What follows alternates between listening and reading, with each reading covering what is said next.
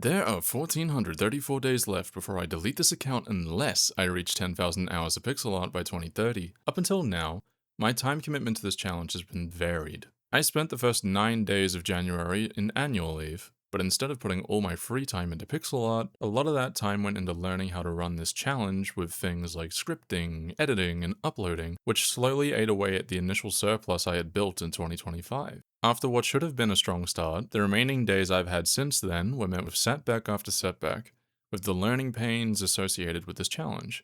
And a few days ago, I missed my first day entirely. I didn't have an intentional rest day throughout the last 4 weeks of this challenge, as I've been committed to learning and enjoying this process all the while. That being said, I've had some spare hours here and there, but never a full moment's rest over time, and that's led to a severe deficit in my hours recently.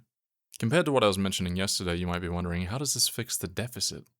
Ironically, it'll be by earning a rest day rather than taking one. For the next 2 weeks, while I finish sorting out my housing situation, I'll be doing my minimum required hours of 48 hours per week, but not exceeding it.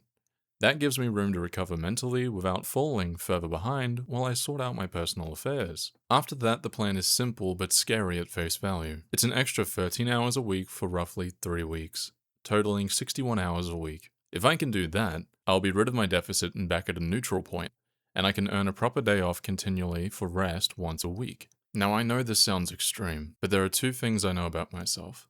I plan meticulously to the point that my plans have backup plans, and I can delay gratification for something I believe in. But to many of you who have known me for less than a month's time at this point, you have yet to see that. So over these next 5 to 6 weeks, I'm hoping we'll be able to exemplify that.